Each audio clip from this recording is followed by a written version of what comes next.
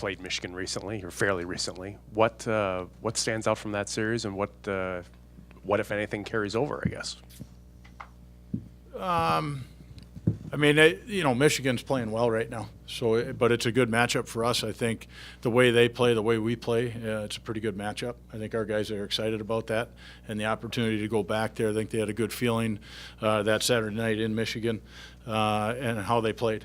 And so I think our guys are pretty excited about that opportunity to be able to go back in there and have the familiarity of going back into a place where they just had success. Mark, in your experience as a player and as a coach, if you stumble down the stretch, what do you think the keys are to kind of get back and make yourselves kind of feel good about what you're going to be doing when you go into the postseason and playing well when you get to the postseason? Simplify. It's all about confidence and how you're going to carry yourself. We talk about swagger, and where's our swagger? How do we get that back?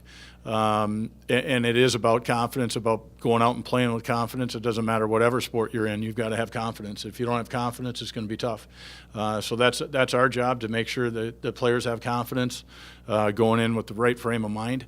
But you do have to simplify. I mean, you look at power plays. If you're going to overcomplicate things, it's going to be difficult. And you really want to take a step back and simplify and just make it a little bit easier for the guys to go out there and play, so they're not thinking too much. Has that been some of the issue with the power play, that there's maybe a little too much going on and some guys need to break it down a little bit further? I mean, power play is pretty simple. You're going to have to compete. The penalty kill is going to go out there and compete. They're going to have 4. So their mindset is to go out and out-compete the power play. And, it starts with a face-off. Can you win a face-off? How quickly can you get it to the net?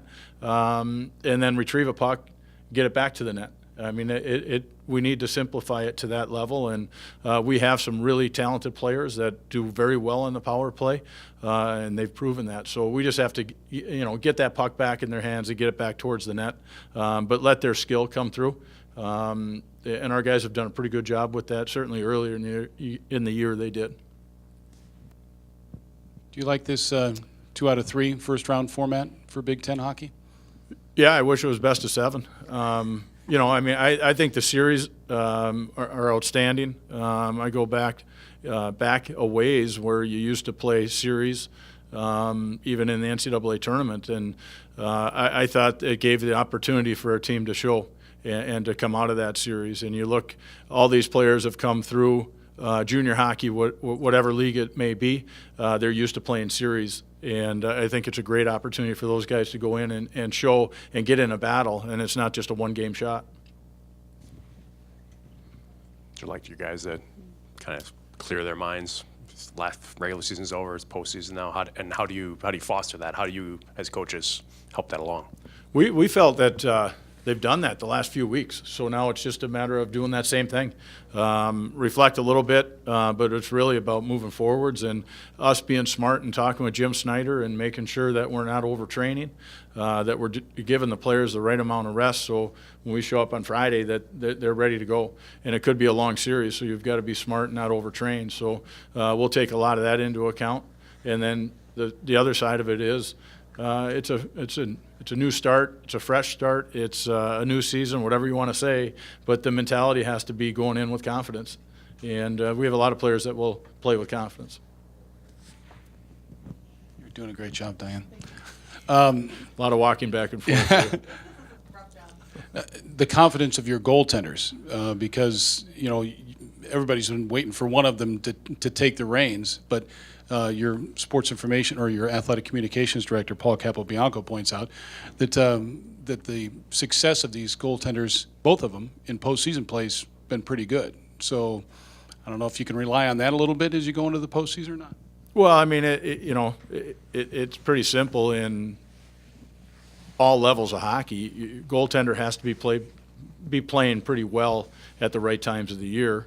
And obviously playoffs are a key part of it. So you need a goaltender to step forward and play with confidence. And they don't need to steal games over and over for you, but they've got to give you the opportunity to be in a game. And hopefully our guys will find that confidence and give us that swagger back and give us an opportunity to be in a game. You guys going to let the week play out, or do you have with goalies, or do you have an idea who will start Friday? We have to sit down as a staff. We have to wait for Tony to get back so we can sit down and talk. I think we have a pretty good idea, but we'll let it play out this week. And then as we move towards the Friday, we'll probably our guy will know who's playing, but we have to talk as a staff. Tony's back later today. Is that the Correct. Okay.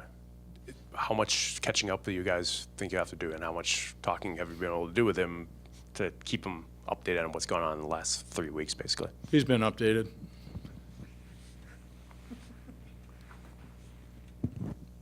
That's excellent. I don't know what else to say. Yeah. Do you have a team that can make a long tournament run, Mark? Absolutely. Players feel the same way. I think our players definitely feel the same way. Yeah, absolutely. We definitely have that room that can make a run. You know, it's just it's about gaining that confidence and that swagger, and now you can get in there and make a run.